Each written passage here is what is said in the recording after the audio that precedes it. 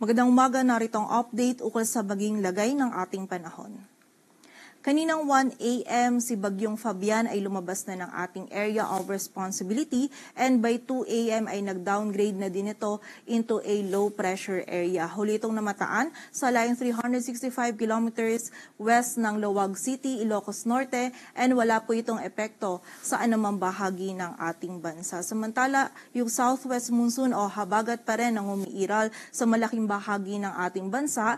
Magdadala pa rin po ito ng maulap na kalangitan at mataas na tsansa ng mga pag-ulan, pagkilat at pagkulog, lalong-lalo na yan dito sa malaking bahagi ng Southern Luzon at ilang bahagi pa ng Visayas. So patuloy pa rin pong pag-iingat sa ating mga kababayan sa posibilidad ng mga pagbaha at pagguho ng lupa. Samantala, yung minomonitor naman po natin na bagyo sa labas ng ating area of responsibility, yung tropical storm na may international name na Podol ay huling namataan sa layong 2,220 kilometers east ng extreme northern Luzon. Taglay po nito yung lakas ng hangin na 85 kilometers per hour malapit sa sentro at bugso ng hangin na umaabot sa 105 kilometers per hour. Ito'y kumikilos pakanluran, hilagang kanluran sa bilis na 15 kilometers per hour and sa kasalukuyan din po ay wala rin itong epekto sa anumang bahagi ng ating bansa.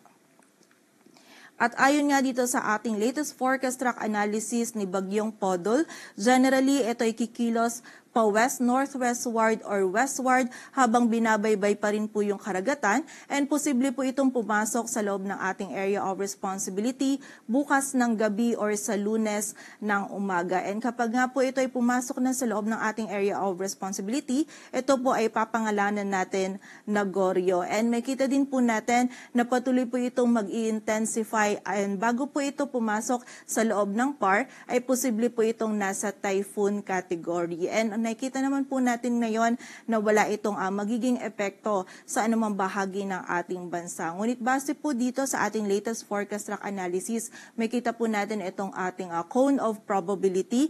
May possibility pa rin po na magkaroon ng southward shift or maging mas mababa yung track nito ni Bagyong Podol. At kapag po naging mas mababa yung track nito, ay posible po nitong mahagip ng mga malalakas na hangin and also mga pag-ulan nito itong area ng extreme northern Luzon. But for now po, less likely yung nakikita natin na ganun na scenario and also less likely din po na ma-enhance nito yung habagat sa mga susunod na araw. But mataas pa po yung uncertainty natin, so posible pa pong magbago yung ganitong scenario kaya patuloy po nating continuous monitoring pa rin po tayo and patuloy na mag-antabay sa updates na ipapalabas po ng Pag-asa.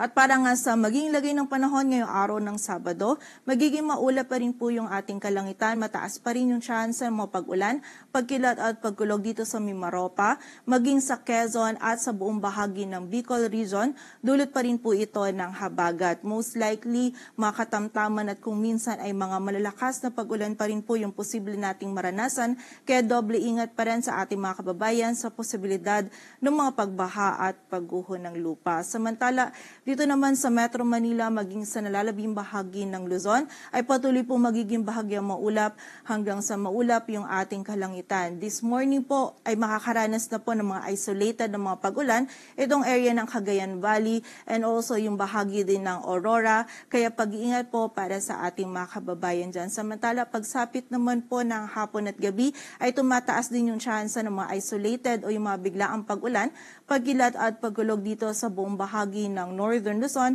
maging sa ilang areas pa ng Luzon. So kapag po tayo ay lalabas, wag pa rin po natin kalilimutan yung mga pananggalang natin sa ulan and also yung mga regional offices po natin ay nagpapalabas pa rin ng mga thunderstorm advisories or mga babala ukol sa mga pag-ulan na ito.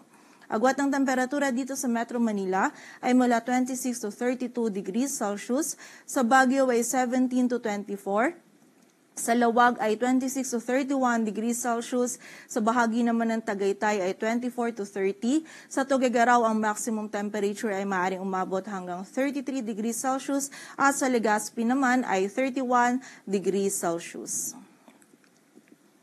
Samantala dito naman sa bahagi ng Palawan, maging sa area din ng Western Visayas ay magiging makulimlim pa rin po yung ating panahon. Mataas pa rin yung chance